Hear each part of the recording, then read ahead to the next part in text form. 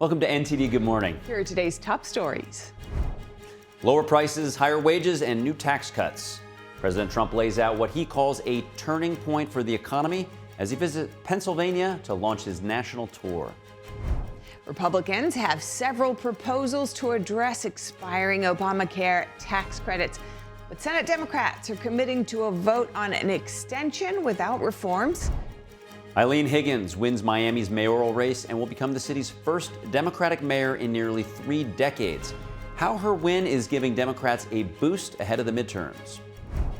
Australia becomes the first country in the world to ban social media for kids under 16. A look at the first of its kind law. Storms bringing heavy rains and flooding to the Pacific Northwest, and there's more wet weather on the way. In addition to holiday shopping, December is also the peak of charitable giving. We'll speak with an economist and finance professor for tips on how to give in a way that maximizes your tax benefits.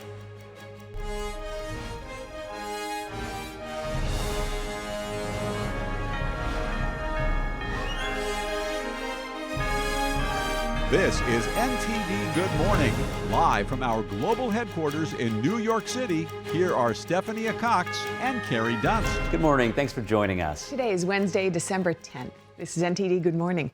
And in today's top news, President Trump hits the road, making his case on affordability. Speaking to an energetic crowd in Pennsylvania yesterday, Trump said his administration is driving down the cost of living nationwide. NTD's Daniel Monahan has the key takeaways. Thousands braved freezing temperatures, standing in a line that wrapped around the Mount Airy Casino and Resort in Mount Pocono.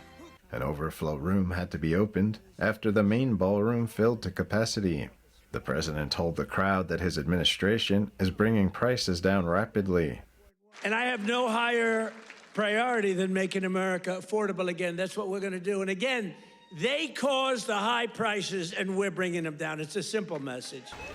He pointed to groceries, including butter, eggs, fruit, pasta, and rice, as well as gasoline. We're right now drilling more oil than we've ever done ever before. Prices are way down. We just had 4 states. It was just reported that 4 states had $1.99 a gallon. Right? The White House says deregulation is also helping lower costs by removing Biden-era climate-related restrictions, saving Americans $180 billion collectively, averaging about $2,100 for a family of 4. We have more oil and gas than any country anywhere in the world. Is that right? And they want us to go to batteries. Let's go to batteries. We don't have battery content, so let's go to batteries. Trump also said coal mining is up by 2.4 million tons a month and that steel production is rebounding. We're building steel mills all over the country, and U.S. Steel is coming back at a level never thought possible before. The president touted rising real wages under his administration. Under Biden, real wages plummeted by $3,000 a year. Under Trump, the typical factory worker has already seen their wages increase by more than $1,300, and that's in just a few months.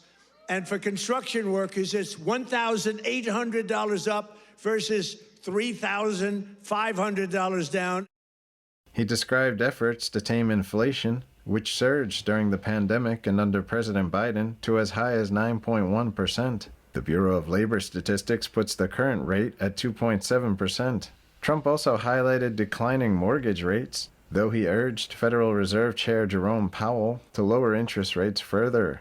Looking ahead, the president says more relief is on the way. Tax cuts in the One Big Beautiful Bill Act, he noted, will reduce tax on tips, overtime, and Social Security benefits. The law is projected to boost tax refunds by roughly $1,000 per filer.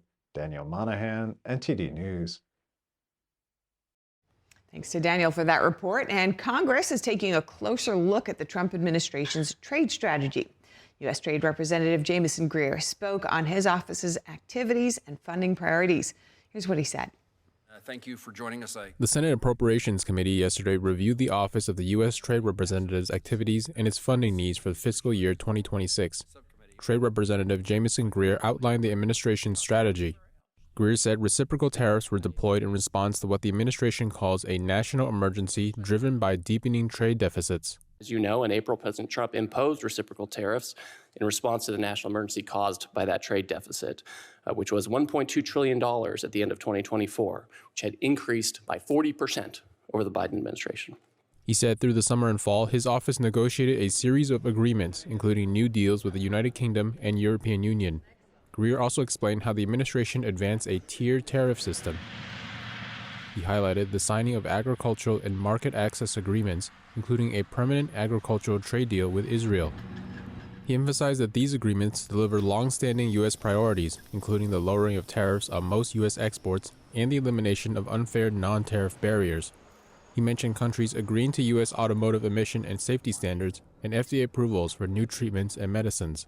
So these agreements are achieving long-standing U.S. trade priorities, something we couldn't have achieved without the leverage that the president has obtained. Greer also addressed tensions with China after Beijing announced new restrictions on rare earth exports, prompting U.S. pushback. To manage the growing demands of global trade negotiations, Greer urged lawmakers to approve the president's request for expanded U.S. trade representative funding to cover salaries and expenses. Greer told senators that with additional resources, his office can hire additional tariff experts and new personnel to help realign U.S. trade policy. And Congress has less than 2 weeks before Christmas break, and lawmakers are no closer to reaching a deal on expiring health care credits than they were before the government shutdown. And our Washington correspondent, Luis Eduardo Martinez, has the latest from Capitol Hill. Our members have decided that we're going to vote on a Crapple-Cassidy proposal, which does the things that I mentioned. It actually does make health insurance premiums more affordable. It drives down, according to the Congressional Budget Office, premiums by double-digit levels. It delivers the benefit directly to the patient, not to the insurance company, and it does it in a way that actually saves money. So to the taxpayer. That is a win-win proposal. So that is an alternative that we will put forward and that we will have a vote on Thursday. Senate Republicans do not oppose extending the COVID-era Affordable Care Act healthcare tax credits, but want to see some reforms long-term for these subsidies. We went down this healthcare path my freshman term. I voted against the repeal of the ACA. I thought the replacement was insufficient. It was hastily put together, not well thought out. And here we are, 8 years later. And I think the best outcome would be to send the money directly to the consumers, let them make the choices of who they want to use for their doctor, let them make the choice of which hospital they go to. The insurance companies are the major problem here, along with big government. House Republicans have put forth multiple proposals, including a bipartisan proposal to extend the Affordable Care Act healthcare tax credits for 2 years with a commitment to reform the subsidies to include income caps and also tackle fraud. We have a healthcare crisis that the Republicans have created, and we are running against the clock. We will stay in session as Democrats, and we will meet with Republicans any time. House and Democratic leadership have stuck to their demands of a 3-year clean extension of the tax credits with no reforms. Those demands caused the government shutdown over a month ago. We need to be able to work across the aisle with the Democrats where they work with us on these plans so we know we can get 60 votes. But why put something out there knowing that we'll get 53 votes, we'll be 7 votes short? They don't want to fix this problem. A group of Republican senators believe that the only way to address the health care issue is through a second reconciliation bill, as they've been unable to gather enough bipartisan support for any proposal. There are some Democrats that are in very good faith, but most of them just want to keep the cost of health care as a campaign issue for the midterms. The Senate will vote this Thursday on the Democratic proposal of a 3-year unreformed extension of the tax credits. The vote is expected to fail. Reporting from Washington, D.C., Luis Eduardo Martinez, NTD News. Thanks to Luis for that report. And Senate lawmakers discuss ways to tackle online exploitation and bring legislation up to speed to protect children from what they're calling the, quote, evolving offender. NTD correspondent Jason Blair reports. As a mom, you work so diligently to keep your children safe. And used to, you would get them home at night and you would lock the doors and you'd be able to kind of exhale. And now the enemy is inside our home. In a hearing titled Protecting Our Children Online Against the Evolving Offender, the Senate Judiciary Committee discusses legislation to protect minors from online harm and sextortion. Committee Chairman Chuck Grassley says many targeted children are between the ages of 12 and 15. Today's online offender is more violent, more cruel, and more shocking than offenders just 20 years ago. Grassley says that perpetrators often focus on vulnerable populations, such as those with mental health issues, lack of strong family or community ties, or other insecurities. Offenders seek an online relationship with a child to exploit them for money, for sexual images, or to cause them to commit harm to themselves or to others. Ranking Member Dick Durbin urges lawmakers to make passing legislation protecting children from online exploitation a priority. I've repeatedly said we must bring the same sense of urgency to protecting kids in the virtual world that we do in the real world. To say that we're so overwhelmed with legislation on the floor we don't have time is a joke. Watch the Senate and tell me that we don't have the time to take this up. One witness says that her 17-year-old son was the victim of financial sextortion. A woman online befriended James on Instagram. She created what every predator knows how to build, a safe space. She made him feel comfortable, seen, liked. She groomed him, and though he died by suicide, let me be clear, he was murdered. Other witnesses were invited to share. Offenders also increasingly used advanced technology and platforms for CSAM trafficking. They can now more easily conceal their crimes and their identities. The law has not kept pace with the rapid technological advances or evolving sex offender behavior. Today, we are confronting alarming rates of emerging crimes where sexually exploiting a child is not the final objective, but a means of achieving a larger goal of financial gain or incitement of chaos. Jason Blair, NTD News. Thank you, Jason. And next, Australia has become the world's first country to ban social media for users under 16 years old. Authorities say the move is partly aimed at protecting minors from online predators and extortion. Here are the details. We do know that kids need limits. Today, Australia is banning children under 16 from using social media. The new law is the first of its kind in the world. It applies to Instagram, Facebook, Threads, Snapchat, YouTube, TikTok, Kik, Reddit, Twitch, and X. It's kind of disappointing, you know, because that's like my main source of communication or like entertainment, you know. It's obviously a change and I think it will impact my life. But it's something I can get used to. Understand what the government is trying to do here? Yeah, I mean, they're just trying to reduce the site for bullying because when you're online, word spreads and people find out more about what you've done, maybe rumours as well. And it's a good way to reduce distraction because with doom scrolling and everything, it reduces concentration and can just impact your schooling. I do wish it was a lower age, but that might be biased because I'm 15 years old. The tech industry disagrees that the ban makes kids safer, but the companies say they will implement it with age verification technology. Critics argue the law hurts democracy and free speech.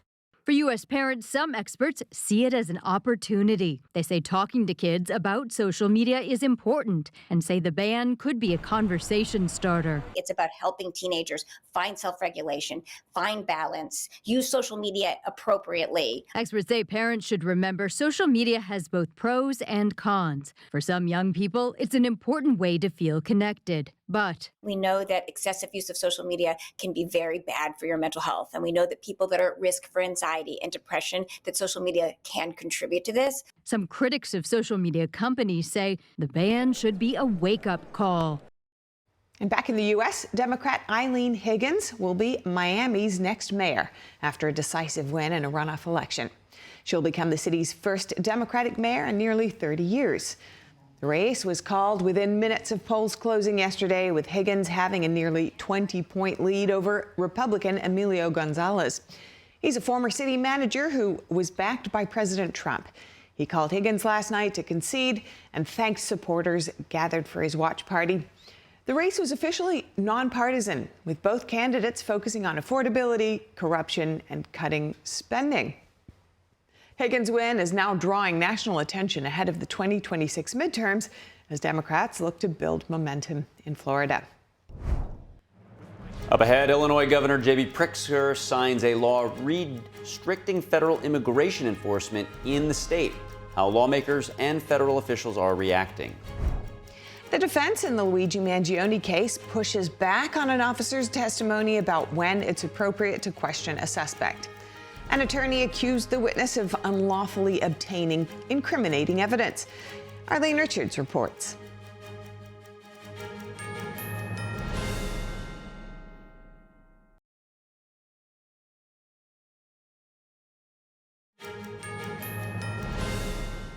Welcome back to NTD Good Morning. Illinois Governor J.B. Pritzker has signed a new law restricting federal immigration enforcement in parts of the state.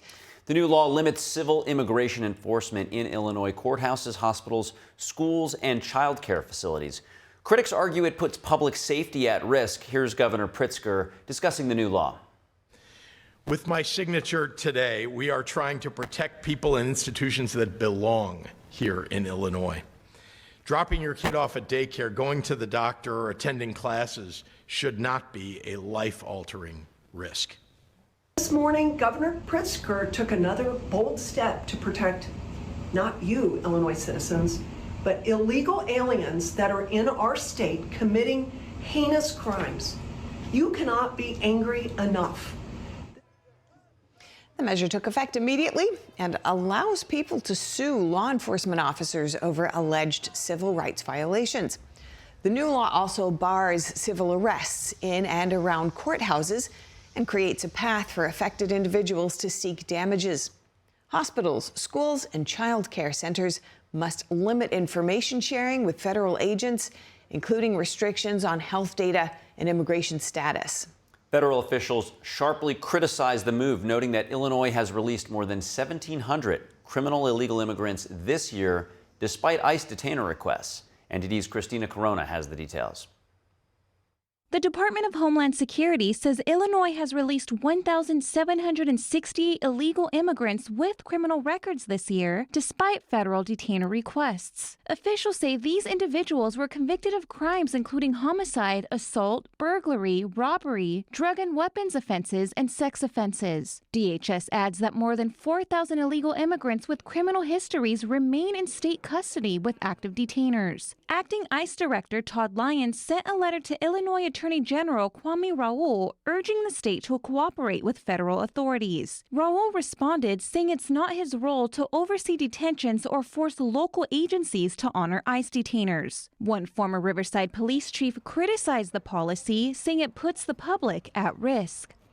I mean, when your title is Chief Law Enforcement Officer and you're not cooperating with ICE, and then that rolls down to not cooperating with local law enforcement, you shouldn't hold that office. In a separate case, twin brothers in Absecon, New Jersey were arrested after allegedly threatening to kill DHS Assistant Secretary Tricia McLaughlin and calling to shoot ICE on site. A SWAT team executed a search and arrest warrant at the home of Ricardo Antonio Roman Flores and Emilio Roman Flores, both U.S. citizens. Prosecutors say one brother faces multiple weapons and terroristic threat charges, while the other is charged with conspiracy to make terroristic threats. Lyons told Fox News how his department plans to handle the tens of millions of illegal immigrants currently in the U.S.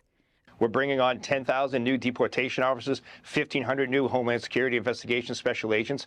We are going to go out there. We're going to target these individuals, and we're going to make a significant impact. Earlier this week, DHS announced the launch of a new public website showing information about illegal immigrants it says are among the worst of the worst criminals arrested nationwide. The site allows the public to see the charges, arrest locations, and the communities from which those individuals were removed. Christina Corona, NTD News.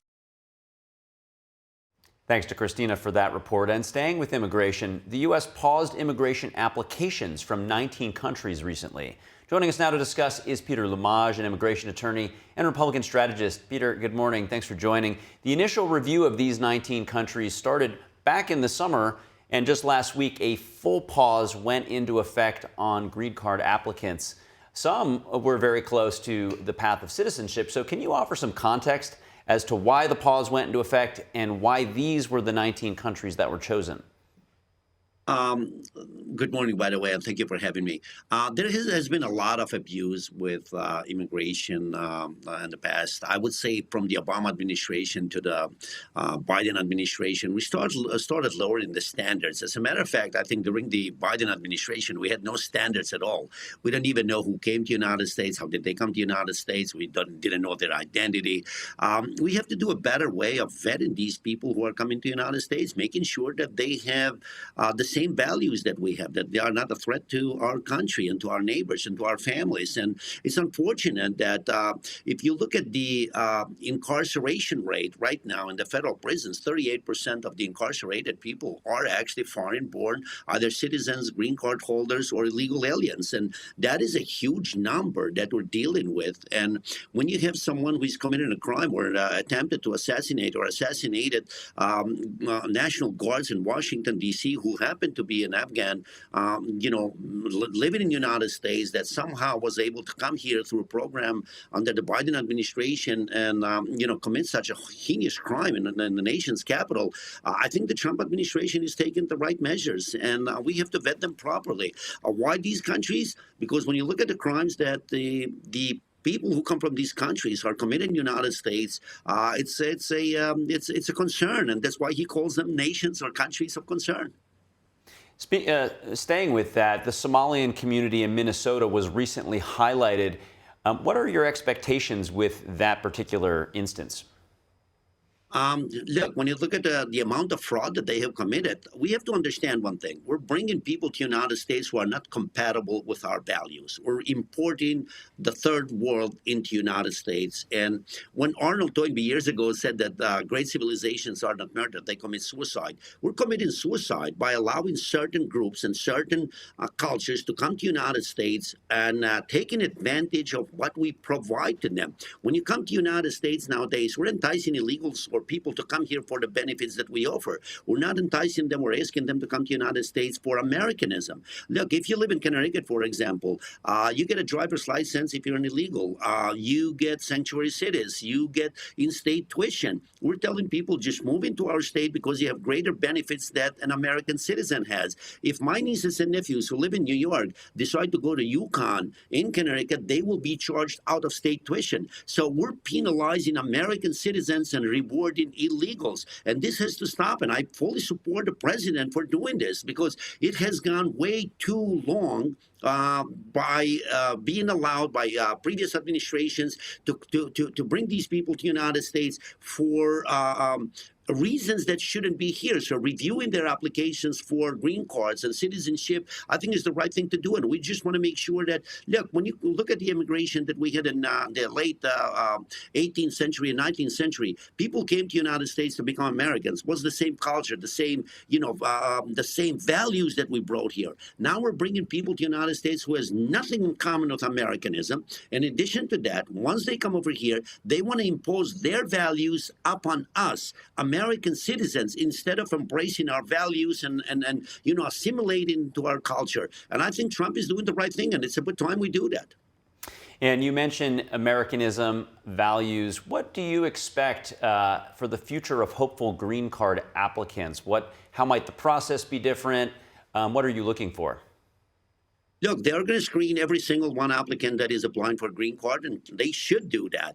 I mean, there has been a lot of abuse in certain communities. I mean, we have people who are got married to their own brothers or siblings to bring them to the United States fraudulently. These applications should be reviewed. We want to make sure that anyone who comes to the United States does it properly. I'll give you an example. When my brothers and I came from Albania, we were processed in a refugee camp in what used to be Yugoslavia. We were interviewed. They fingerprinted us. We needed a sponsor. And at the end, they wanted to determine that we're coming to the United States to become Americans, not to take advantage of America. Now we have a lot of people coming to the United States taking advantage of the benefits that we offer. Look at the welfare rolls. Look at the benefits that these people are claiming or, obtaining in the United States. I mean, they come here because we give them free housing, free health care, free education.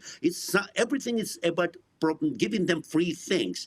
Look what certain governors are doing. I mean, the Democrat Party right now is supporting three groups in the United States. They are supporting illegals, criminals, and welfare people. And the party has become the party of those three groups. And we just, I don't think we can sustain this kind of system in the United States any longer. And look, President Trump is taking the right measures, is taking proper action, and I think he's got the support of the American people for doing that. And Peter, just as we finish up, what you're describing seems similar to the changes being made in the military, where they're trying to emphasize this concept of merit above all things, like a meritocracy. If we were to move to a different method for providing access to green card holders based on merit, how might a system like that look?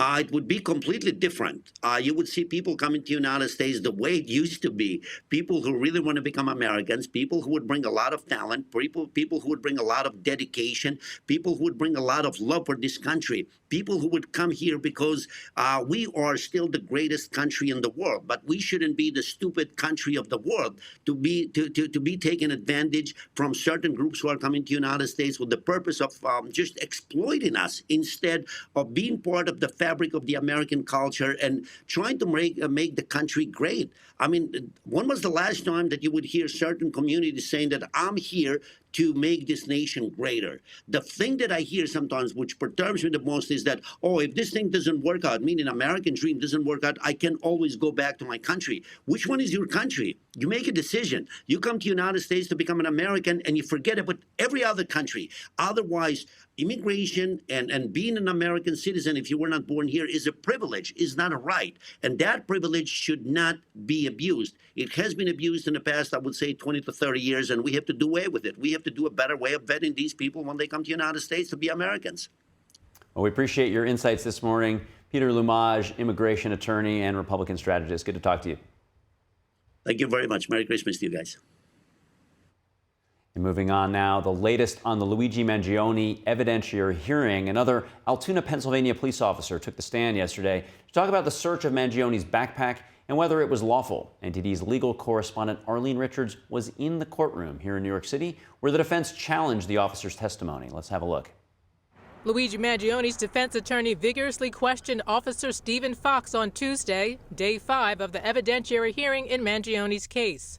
The defense claims that certain statements Mangione made before he was placed under arrest should be removed from evidence before the case goes to trial. Mangione's attorney, Karen Friedman Agnafilo, accused Fox of attempting to get incriminating evidence from Mangione after he told the defendant he had a right to remain silent, which is also called reading his Miranda rights. Fox, who is a patrolman with the Altoona, Pennsylvania Police Department, said before he read Mangione his Miranda rights, he had asked him why he lied about his ID, but he said he wasn't trying to get incriminating evidence. The defense countered, anything someone says after Miranda rights, whatever the person says, could be used against them in court.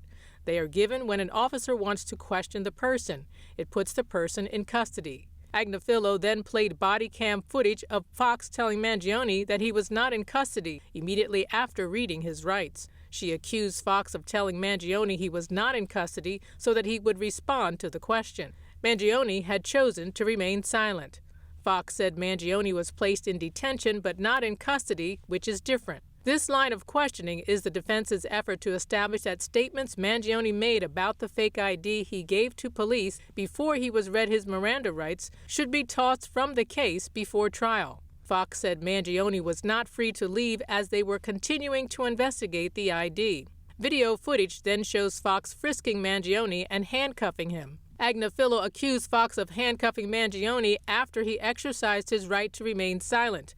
Fox explained that his suspicion was heightened when Mangione chose not to answer because he was aware this might be the person that New York police were looking for. In earlier testimony about the search of Mangione's backpack, Fox testified that it was lawful because it was incident to an arrest. Two supervising officers believed the warrant was necessary because they knew about the New York case. Fox testified that a search of the person and his belongings incident to arrest is legal whether the charge is violent or nonviolent. The defense had also asked the court to toss out key evidence, including the gun and ammunition, before the trial. Mangione has pleaded not guilty to charges that he murdered Brian Thompson, a United Healthcare CEO. Arlene Richards, NTD News. Thanks to Arlene for that report. And the hearing is expected to continue today, and Arlene will be there, and she'll be bringing back reports as they come out through the day. The Department of Justice is suing the Loudoun County School Board in Virginia. It alleges the district violated the constitutional rights of 2 Christian male students by enforcing a policy that mandates compliance with gender ideology. The complaint argues that the school board policy 8040 violates the Equal Protection Clause by discriminating against students based on their religious views. The policy requires adherence to the district's definition of gender identity in restrooms, locker rooms, and pronoun use. The DOJ says a female student used the policy to access the boys' locker room at Stonebridge High School, recording audio and video. 2 Christian boys objected, citing their faith-based desire to use pronouns aligned with biological sex and maintain sex-separated facilities. School officials determined their religious practice violated school policy. They faced 10-day suspensions and had to participate in a support plan. Next, the Department of Transportation is waiving more than $16 million in fines against American Airlines over its handling of passengers using wheelchairs. Instead of paying the penalty, the airline must use the money on new equipment and technology meant to improve service for travelers with disabilities. The department says the agreement ensures tangible benefits for passengers rather than sending the money to the U.S. Treasury. American Airlines says it will invest additional funds to further improve the travel experience for those customers who use wheelchairs or have other mobility devices. Last year's enforcement action was the largest disability-related penalty ever issued to a U.S. carrier.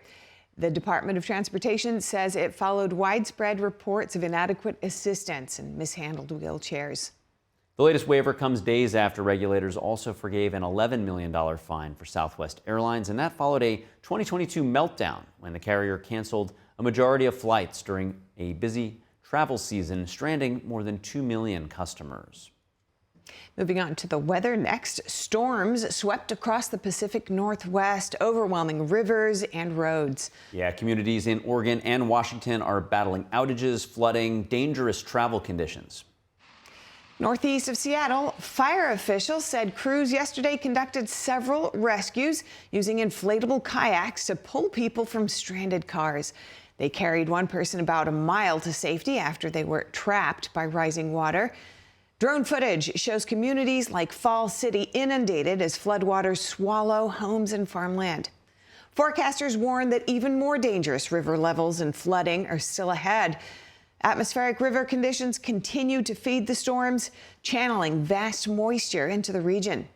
The National Weather Service forecast more than a foot of new snow for the Rocky Mountains in northwestern Wyoming, and parts of the Midwest are under a warning as a fast-moving storm brings freezing rain, high winds, and heavy snow. Now to Florida, where a small plane crash landed on a Toyota Camry traveling on I-95 last night, and a warning. Some viewers may find the following footage disturbing. As you can see here, a driver traveling on the freeway captured the shocking moment on his dash cam. Footage shows the plane landing on the car before skidding to a halt near the center of the freeway. The FAA says the plane was attempting to make an emergency landing after reporting engine trouble. Brevard County Fire Rescue said that the driver was transported to a nearby hospital with, fortunately, only minor injuries. The plane's pilot and passenger both escaped the accident without injuries. And up ahead, a forum in Toronto sounds the alarm over Beijing's influence campaigns. A look at how the Chinese regime is using information warfare, economic pressure, and transnational repression to take over daily life in Canada and the West.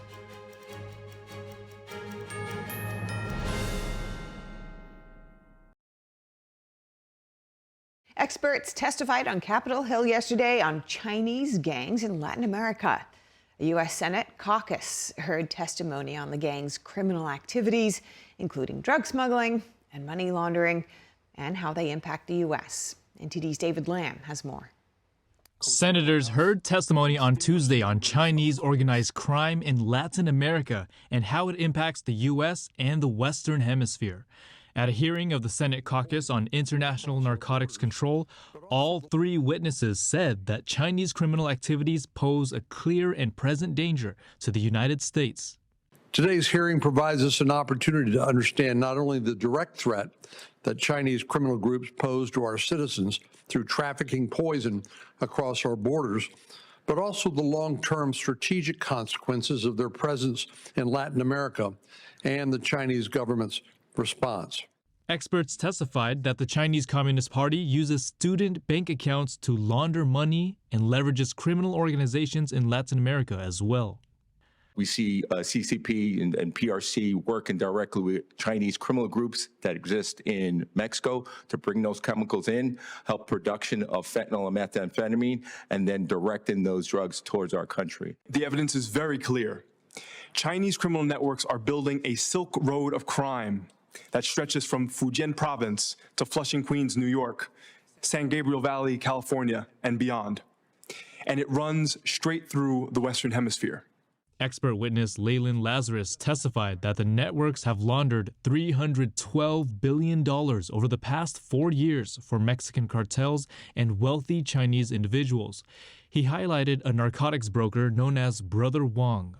His operation spanned 100 shell companies and 170 bank accounts across Mexico, various U.S. states, and China.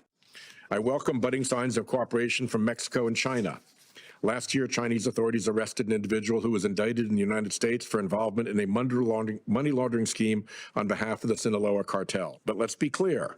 The urgency of the fentanyl crisis demands that we not solely depend on the goodwill of other countries.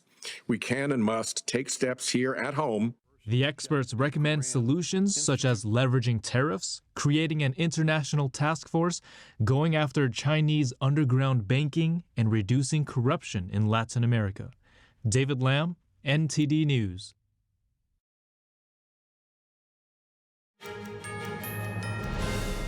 Welcome back to NTD Good Morning. I'm Carrie Dunst. If you're just joining us now, here are some of today's top headlines. President Trump hit the road in Pennsylvania yesterday, making his case on affordability. He told an energetic crowd his administration is driving down the cost of living nationwide. The president pointed to falling grocery and gas prices, rising real wages, and expanding oil, coal, and steel production. He said more relief is coming through tax cuts in the One Big Beautiful Bill Act. And Congress continues the debate on expiring health care credits, as Senate Republicans say they are not opposed to extending Obamacare tax credits, but they want to reform the subsidies long term. Republicans in the House have put forth proposals, including one that extends the credits for 2 years with a commitment to tackle fraud, but Democratic leadership is sticking to their demand for a 3-year clean extension. The Senate will vote on the 3-year extension tomorrow, but the vote is expected to fail. And Eileen Higgins is set to become Miami's first Democratic mayor in nearly 30 years after a decisive runoff win. The race was called minutes after polls closed as she opened a commanding lead over Republican Emilio Gonzalez, who was endorsed by President Trump. Higgins' victory is drawing national attention ahead of the 26 midterms. And down in Australia, it is now the world's first country to ban social media for users under the age of 16. Now, the ban started today, and it applies to sites like Instagram, Facebook, Snapchat, YouTube, TikTok, Reddit, and X. Critics say the law hurts democracy and free speech, but authorities say the move is aimed at protecting minors from online predators and extortion. Those are this morning's top headlines. With that, Steph, over to you. Thanks, Carrie. Now, across the West, concerns are growing over how far the Chinese Communist Party is reaching into free societies. In Toronto, a public forum brought together experts who say Beijing's influence operations are no longer a distant threat, but a daily reality. The speakers include an anti-money laundering expert, a disinformation expert, and a human rights lawyer. They alerted the audience to the Chinese regime's unrestricted warfare strategies targeting the free world and encouraged a whole-of-society approach to counter the CCP's tactics. Here's a closer look. A public forum titled Out of Bounds was held at the City Hall of Toronto, exposing the CCP's unrestricted warfare strategies targeting the free world, including public opinion warfare, media and legal warfare, digital and cyber warfare, economic coercion, political infiltration, and transnational repression. Warfare has changed. You're living in it.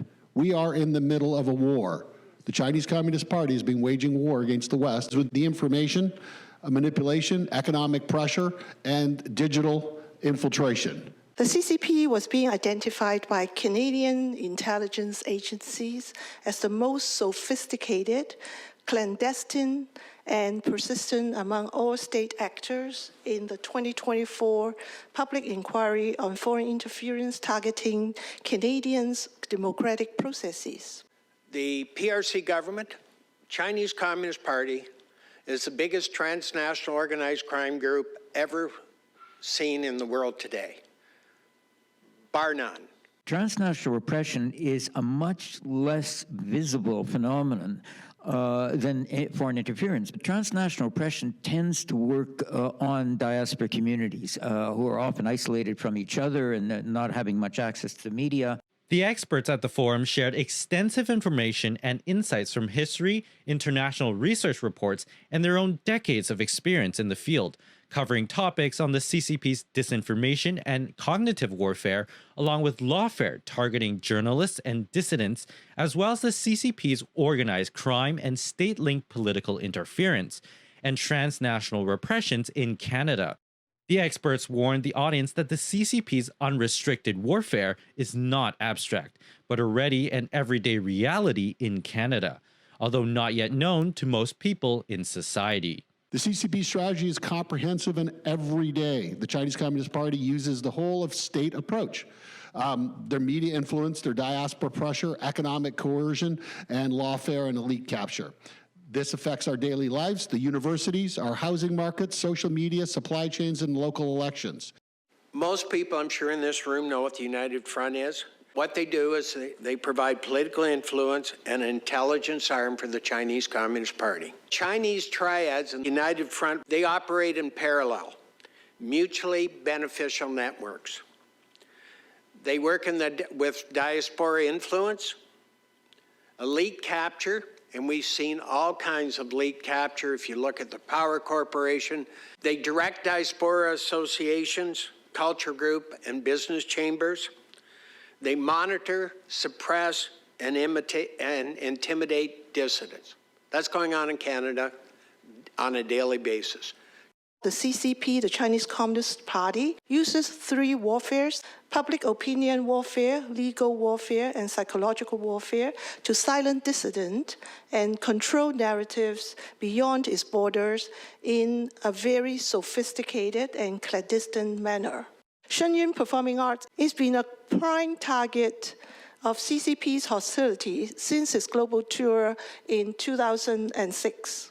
Shenyang seeks to revive China's pre-communist heritage and also exposes the ongoing human rights abuses in China. And this is something Gao Zhisheng said, a human rights lawyer there. He said, if you become a human rights activist, you become a human rights victim. Human rights lawyer David Mattis, who has himself been sanctioned by Beijing for his work in exposing the CCP's crimes against humanity and forced organ harvesting, says people outside China must raise the political cost of abuse in ways those inside the country cannot, a message that resonated with many in the room. And there's so many nefarious acts of foreign interference. So I would really like for Canadians to have a greater awareness of what China is doing in order for us to push back. The problem is huge, the problem is real, and the first step is just acknowledging it before we can address. The panel were perfect. We do need to have all the like-minded people who have some courage as well come together, come up with answers to that very big question. We're in a war that's affecting us greatly on all levels, and it's up to us to start getting out there, talking to our politicians, and reforming Canada. The panelists say resisting Beijing's tactics will take more than reports and commissions. It means tougher laws, stronger cyber defenses, and above all, Canadians willing to speak out instead of looking away. And it's time as Canadians that we stood up and tried to force the issue a little bit so we get a handle on what's going on. The intersection between organized crime and state-linked political influence. This is something that the China Tribunal had said, which was looking specifically at forced organ harvesting, that, and what they said was, when you're interacting with the Chinese state, you have to realize you're interacting with a criminal organization, and you have to behave accordingly.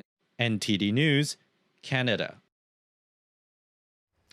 And staying with China news, today is International Human Rights Day, and a China Human Rights Fair is being held in Washington, D.C. at the Rayburn House Office Building.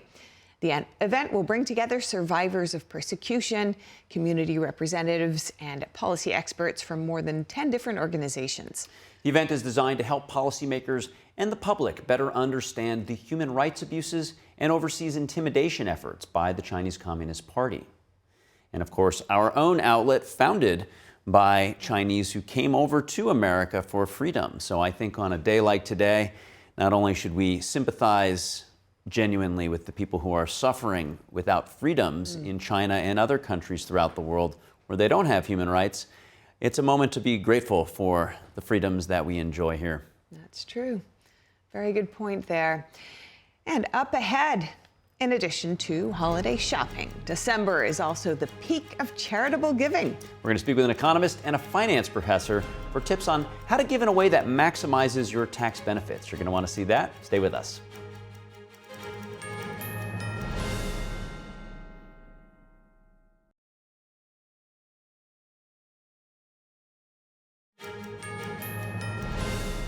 Welcome back to NTD Good Morning. I'm Carrie Dunst.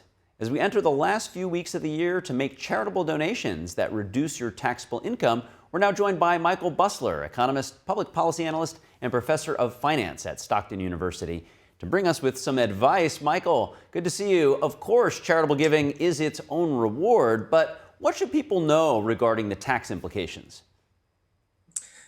So the tax rules actually get a little more generous in 2026 than they were in 2025. They allow you to make larger contributions and have full tax advantage. Most people don't make huge contributions. So if you're making relatively small contributions, it depends if you itemize your deductions or not. Most of the new tax rules won't affect you. A couple of tips, though. Suppose you wanted to donate an asset that has appreciated in value. There are some charitable organizations that you can donate your car or your even pieces of real estate to. These are appreciating, or could be assets that have appreciated in value. Even if you want to donate some stocks, stocks have appreciated in value. The idea is to donate the asset, don't sell the asset, and donate the proceeds. Why? If you sell the asset, then you have to pay a capital gains tax on it that will reduce the amount that you can donate. Rather, donate the entire asset so you don't have to pay the capital gains, and you can get the full value of the deduction. So that's one tip. If you're over 70 and a half years old, you have to take required minimum deductions from your IRA. You can use some of these charitable deductions and it'll count for some of those minimum withdrawals. With most of these, I would suggest you discuss with your accountant, even if you have a software program. A lot of people, I do, use software programs to do their taxes, but all of the limits will be in there. So if you're over 70 and a half, you can use this as a required minimum deduction. A couple of things I'd warn people. If you're going to donate to a charity and you're not quite sure, is this a legitimate charity? Because there are a lot of scammers out there. You can go to the IRS. They have on their website, they'll list, or you can click on and find a list of charitable organizations that do qualify. And if what you're looking to donate it's not on that list, I'd be very, very careful. Secondly, I would advise people, when you make a donation, the organization will give you a receipt for that donation. Keep all of those receipts. The amount of people getting audited today has gone down. It's about 3 people in every 1,000. So the chance of being audited is relatively small. But keep all the receipts that you have, so that if you do get audited, you can show what you did. Also, if you're donating an asset, like a car or some real estate or some stocks. Now, stocks you can get the market price of. But if you're donating a car or other real estate, you want to get an appraisal done so that you say, look, I donated this. Here's the appraised value. It's a legitimate appraisal, and you can use that for a deduction. If you're in a position where you've donated a large sum of money in any one year, there are some carryover rules. So if you exceed the amount that you're allowed, and it's very generous, but if you exceed it, then try to carry it over to the following year. And Michael, so if I could just jump in, generally- the strategy here, of course, is to have a little bit more control over where your discretionary money goes if it's going to go to taxes anyway. That's the strategy we're kind of playing with here. Now, people give to lots of different things that are not tax deductible, and we're not saying don't continue to do that, but particularly how you had mentioned going on the IRS is a great way to find out if you can use this to reduce your taxable income. Are there any other strategies for people who, give a lot to a lot of different things, and maybe they don't know how this affects them from a tax perspective? They've got about 2 to 3 weeks to maybe go left instead of right. What recommendations would you have for people that might be in that position? So what I would do is talk to a tax accountant. These are people that obviously keep up with the rules as they are changing, and they do change every year. The big beautiful bill signed in July has some implications about taxes going forward. So check with an accountant. Now, you only have a couple weeks left in 2025. So if you're considering some donations, or if you made some and you're wondering whether you've done the right thing here and it's tax deductible, again, check with the tax professional. There are 2 reasons why people donate. One, look, we get a tax deduction for it, but I think the primary reason is that Americans, I think, are very compassionate. And when some organization needs some help, we all feel obligated to try to give what we can to those organizations. And usually after you make the donation, you feel very, very good about it, very, very satisfied. So you'd still like to get the tax deductions, make sure the organization qualifies for that. But if you're given to an organization, most of the ones you want to give to will probably qualify, but you do it primarily for the reward that you get from it, as well as the tax deductions. Again, anything large, I would check with a tax accountant to see where exactly it fits in. Great advice always. Michael Busler, thanks for joining. Thanks, Kerry. My pleasure to be here. And I like to mention to people, of course, NTD is a 501c3, so if you love our journalism, we'd love to have your support, and you get a tax deduction. We do have to wrap up for now, but if you have any feedback or a story you'd like to see us cover, send us an email at goodmorning@ntd.com. We'd love to hear from you. And for round-the-clock original news coverage, watch us live at ntd.com/live or download our app. I'm Stephanie Cox. I'm Gary Dunst. We'll see you soon.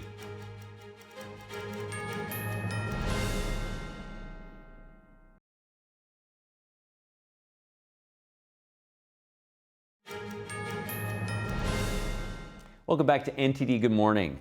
A recent social media trend is prompting more people, especially younger adults, to cut off communication entirely with members of their family as a way to try to protect their mental health and keep their own sense of peace. Joining us to discuss the trend called No Contact is Dr. Margie Worrell, a best-selling author, speaker, and expert in courage. Her newest book is The Courage Gap: 5 Steps to Braver Action. And that's some of what we'll be speaking about today. Good to have you with us today, Margie. It's great to be with you. Certainly. And let's start with this trend called No Contact. Why does it seem to be resonating with young adults today? I think it is a reflection of the cultural trend toward over-therapizing, towards attaching trauma to a lot of things, and towards just extreme self-care. And as you just mentioned, everything's about protecting our peace. And of course, we know that this isn't always working for our benefit or for our families. Wow, and you use the word over-therapizing, and I believe you are yourself a doctor and therapist, so it's very interesting. We'd love to understand what's the difference between a true boundary and what you might describe as like emotional avoidance. Yes, well, a true boundary is about taking care of ourselves. It is about self-respect and making sure that we're setting healthy limits. But avoidance is about just steering away from anything that could be emotionally uncomfortable. And of course, for us as humans to thrive in life, we can't avoid everything that makes us uncomfortable. We need to expand our capacity to deal with things that make us uncomfortable or that we find challenging or difficult. And that includes the relatives that we might have, whether it's our mom or our dad or our auntie or our cousin or sibling, that sometimes trigger us. But now that cutting people off is being more normalized in some social circles, that could seem like maybe the only way for some people if it seems too hard to keep someone in their lives. So how can finding ways to navigate tough relationships rather than cut people off actually benefit us in the long run for a bit of motivation? Well, yeah, I think everyone has someone in their family that they find to be testing, that says things that frustrate them or that leaves them feeling a little upset in some way. And so just recognizing that if you're expecting everyone in your family to make you feel good and see the world the way that you see it, you're going to spend your entire life either disconnected from your family or feeling frustrated. So I think just accepting that this is normal to have family members that don't always see things the way we do, that don't always act the way we'd like them to act. And so recognizing that the people that often test us the most are those who can teach us the most. There's opportunity for our own growth here. And yes, that doesn't mean that there isn't times really valid reasons to cut people out, at least for a period of time. But I think what we need to do is look within ourselves and go, what's the learning here for me? What's the opportunity here for me to choose to respond to these people in a way that aligns with more of who I want to be rather than just cutting them out. And just taking some time, just being a little, cultivate our own self-awareness. So when we find ourselves in those moments, instead of thinking it's all about them, go, what is it about me here that what part of me is reacting and feeling so triggered in this moment?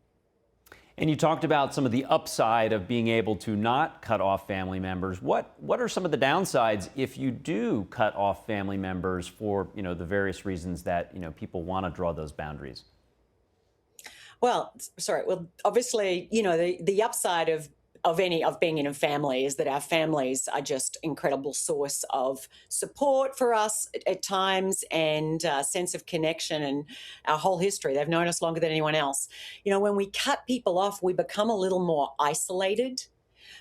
We can miss out on the larger community and support systems that family provides.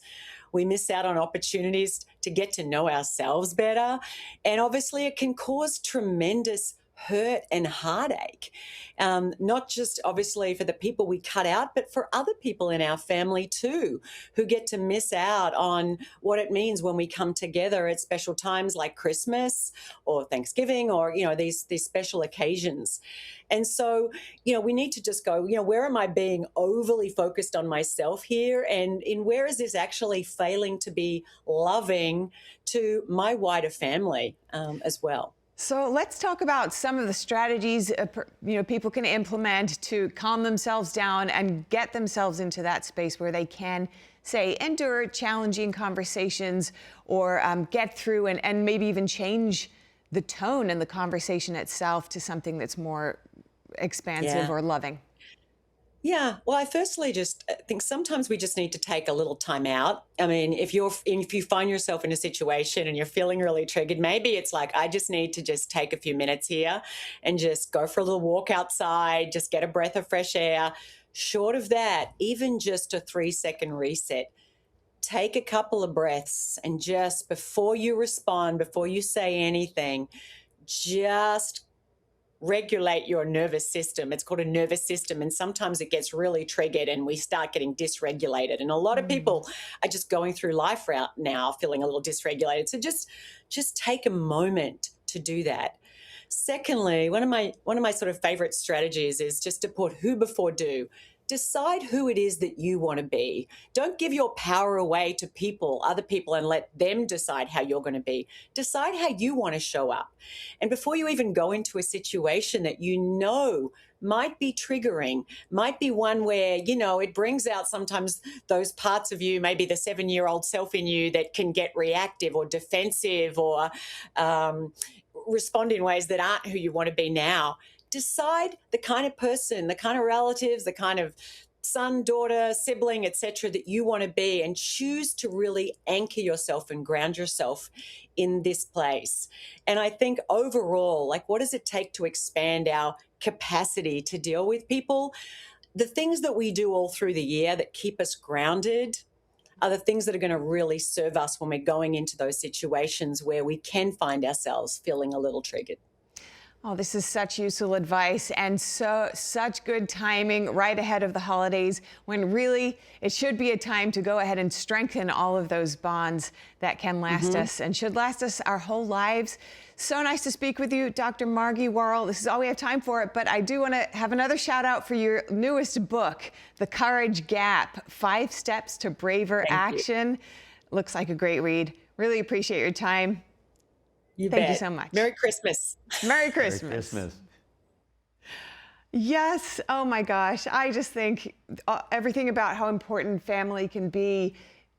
If we can find a way, as following Margie's advice, to build on those bonds and transform them even into something that might have been weakening to something that's strengthening, I think holidays is a good time for that. So brace yourselves. And next, the U.S. Air Force, partnering nations and members of the community, gathered together yesterday to mark the official start of Operation Christmas Drop. Now, Operation Christmas Drop is the Department of War's longest-running humanitarian mission in the Pacific, and it involves airlifting bundles of critical supplies to remote communities across the Pacific. So sweet. Now, the annual event actually began in 1952. And that was after Air Force B-29 crew flying near Guam dropped supplies for islanders that they spotted waving at them from below. Air Force Colonel Richard McElhaney loaded the first official bundle into the cargo bay of a military plane. It's one of 270 that will supply around 56,000 people across 59 islands.